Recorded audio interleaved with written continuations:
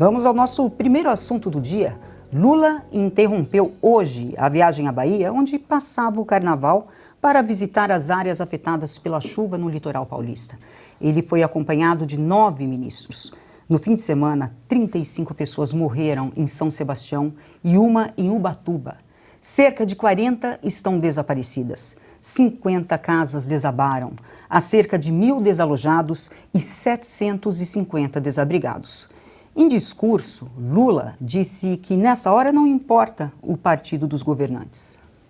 Eu não sei de que partido é o prefeito, eu sei de que partido foi o Tarcísio, sei de que partido que disputou as eleições, você sabe com que partido eu disputei as eleições. E veja que coisa bonita e simples. Nós estamos juntos. Acabou a eleição. Ele tem a obrigação de governar o estado de São Paulo, esse aqui tem a obrigação de governar a cidade e eu tenho a responsabilidade de governar o país. Se cada um ficar trabalhando sozinho, a nossa capacidade de rendimento é muito menor. O governador de São Paulo, Tarcísio de Freitas, está na região desde ontem. Ele decretou de imediato estado de calamidade pública por 180 dias em 6 municípios, além de São Sebastião, Guarujá, Bertioga, Caraguatatuba, Ilhabela e Ubatuba. Desde o início desse evento, o governo do estado decretou situação de calamidade pública para que a gente pudesse fazer imediatamente a primeira liberação de recursos para fazer frente àquelas primeiras despesas. Liberamos no dia de ontem 7 milhões de reais para os municípios, deslocamos para cá equipamentos, efetivo, de maneira que a gente constituísse uma grande operação. Nós temos mais de 600 pessoas envolvidas nessa operação, envolvendo militares do Exército Brasileiro, militares do Corpo de Bombeiros, da Polícia Militar. São mais de 50 viaturas, mais de 50 equipamentos, são muitas aeronaves, nós temos 8 helicópteros Águia aqui na região. O prefeito de São Sebastião, Felipe Augusto, do PSDB, falou sobre as primeiras ações definidas nesta reunião. Nós definimos ações e estratégias para a rápida reconstrução de unidades habitacionais junto ao Ministério de Integração Nacional, junto ao Ministério das Cidades. Também foi estabelecida ajuda humanitária que será centralizada no Fundo Social de Solidariedade do Estado de São Paulo e do município de São Sebastião.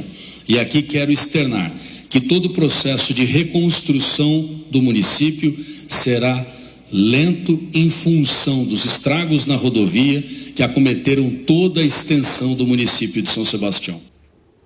Ana, boa tarde. Deu para perceber que o discurso do presidente mudou, né? Agora não importa mais de qual é o partido? Exatamente, Cris. Boa tarde.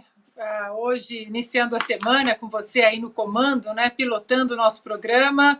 Boa tarde, Segré, Cris. Muito boa tarde à nossa audiência maravilhosa.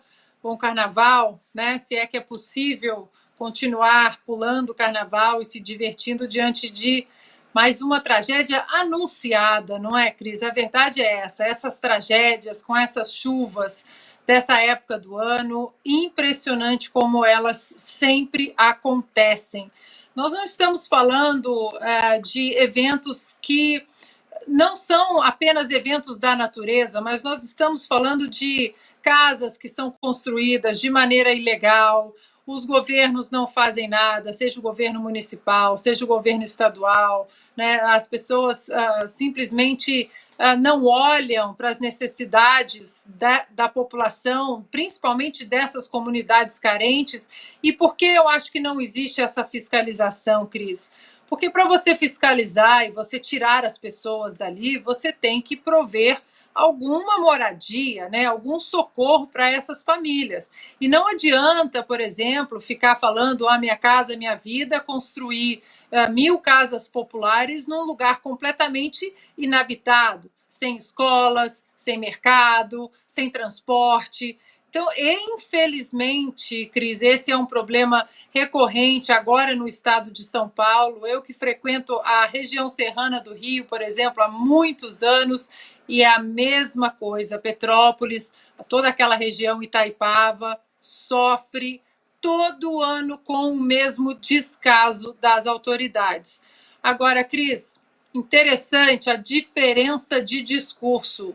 de alguém que é político e de alguém que é gestor, que coloca a mão na massa, que está na política, foi eleito, hoje governador de São Paulo, Tarcísio, mas que foi um ministro extremamente técnico, de um governo extremamente técnico, que foi o governo do presidente Jair Bolsonaro. O ministro, então, da Infraestrutura, Tarcísio de Freitas, mostra exatamente o que ele traz para o governo de São Paulo: eficiência, colocar a mão na massa, e pelo discurso a gente vê a diferença. Enquanto um demagogo está usando mais uma vez uma tragédia como palanque político, falando de, olha, estamos aqui com o governador, com o prefeito, olha, isso é óbvio, a gente vai aplaudir isso. Quando a Flórida sofreu aquela temporada horrível, né, de furacões, já na administração do presidente americano Joe Biden visitou a Flórida, nem Joe Biden, nem DeSantis, que é um governador republicano, os dois ficaram falando sobre, olha, aqui estamos, um democrata, um republicano. Não, eles colocaram a mão na massa, eles falaram, os problemas são esses, as soluções são essas. E aí você vê o nível do discurso do Tarcísio, altamente técnico, né? A estratégia, a ação, né? Aqui estão os problemas, aqui estão as soluções, nós estamos deslocando tantas pessoas para cá, nós vamos trazer tantos milhões de fundos, a operação envolve isso, enquanto o Lula fica aí no óbvio, né? E a gente vai aplaudir, vai achar bonito, vai ir para o tweet sinalizar virtude, olha que bonito, o governador e o presidente juntos. Pelo amor de Deus, isso é o mínimo que eles têm que fazer. Mais uma vez, o ex-ministro Tarcísio, agora governador de São Paulo, mostra que nos últimos 4 anos ele agora é uma das pontas do legado político do governo altamente técnico e preciso do presidente Jair Bolsonaro. Só no fim de semana, o volume de chuva superou o esperado para todo o mês de fevereiro, segundo a Defesa Civil. É muita água. Agora é hora de pensar no quê? No trabalho emergencial, mas na sequência, investir no preventivo. Você concorda, Cris? Boa tarde. Boa tarde, Cris, Segre, é um prazer estar dividindo tela com você aqui hoje, Ana Paula, e a todos que nos assistem. Infelizmente, começamos essa edição com uma notícia tão triste, né? 36 mortes, feridos. A gente sabe também de um morto em Ubatuba, já confirmado. Então, toda a solidariedade aos moradores e também a quem passa o feriado em Ubatuba, Caraguatatuba, São Sebastião, Ilhabela, Bertioga. Eu frequento bastante essa região aí, sei o quanto tem de morros na região, aquelas estradas de curvas ali, e me dói demais ver essas imagens e saber que embaixo de terra pode ter carro, pode ter casas, quartos, pessoas.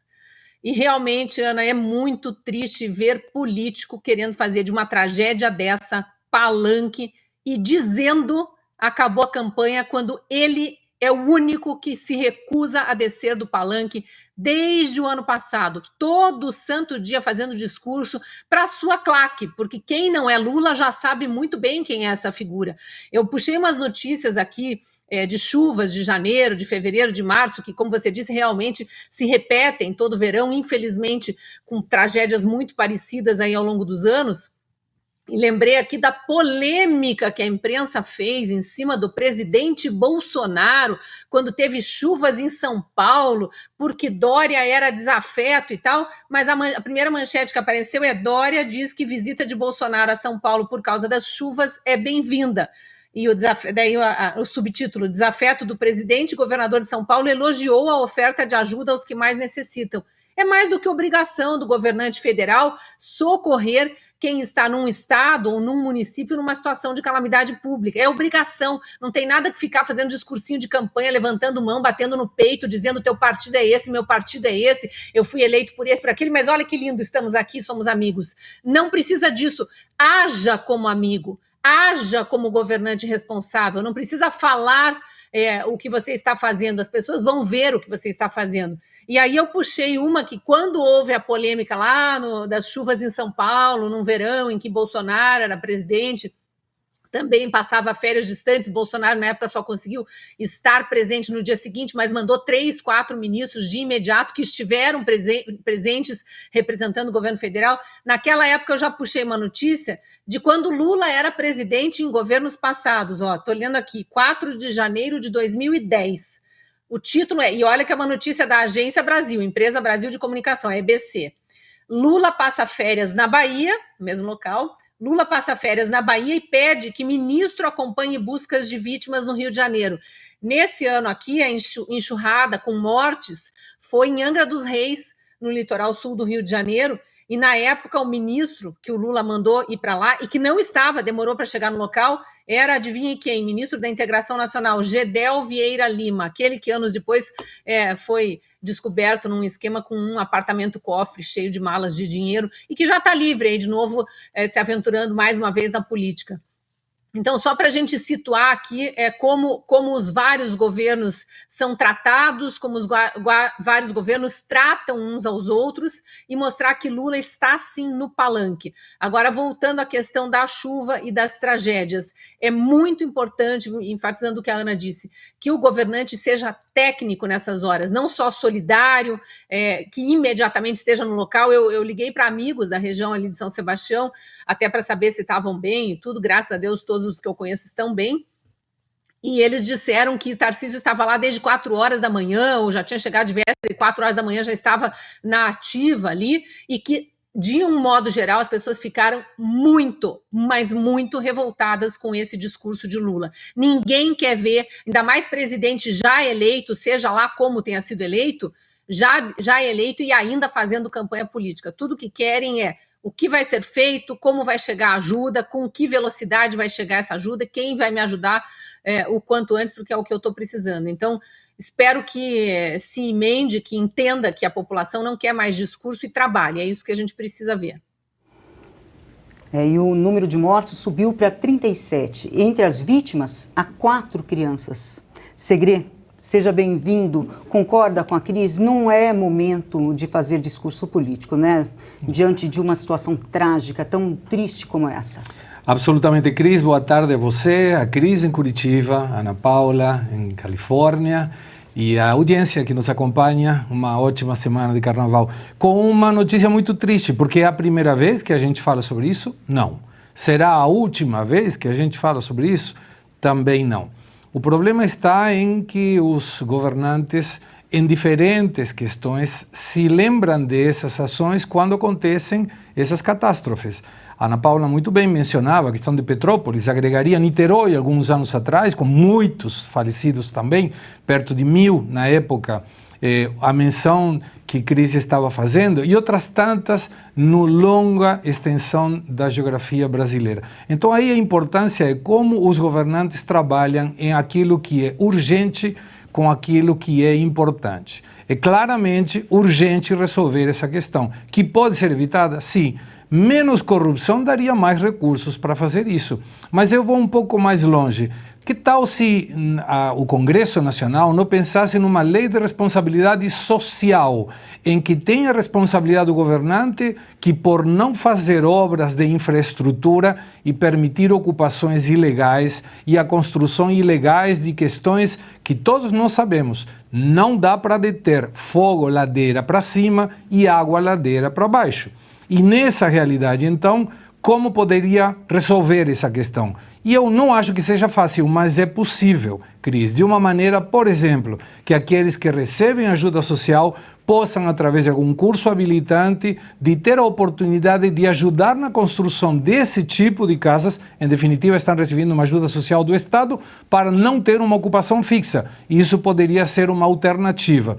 Com o aval do governo, que pode ser da prefeitura, o governo do Estado, o governo nacional, que em lugar de contratar construtoras para fazer esse tipo de obras, Minha Casa Minha Vida, ou como quiser se chamar, que possam ter lugares que sejam preservados desse tipo de catástrofe, construindo a sua própria moradia com a ajuda do Estado, mas que essa ajuda, em definitiva, está sendo devolvida para uma questão social. Se a gente trabalha como pessoas, população em geral e, sobretudo, os governantes, buscando o ponto de inflexão, que é o que nós buscamos sempre quando temos uma crise, deixar de cair para começar a estabilizar e crescer.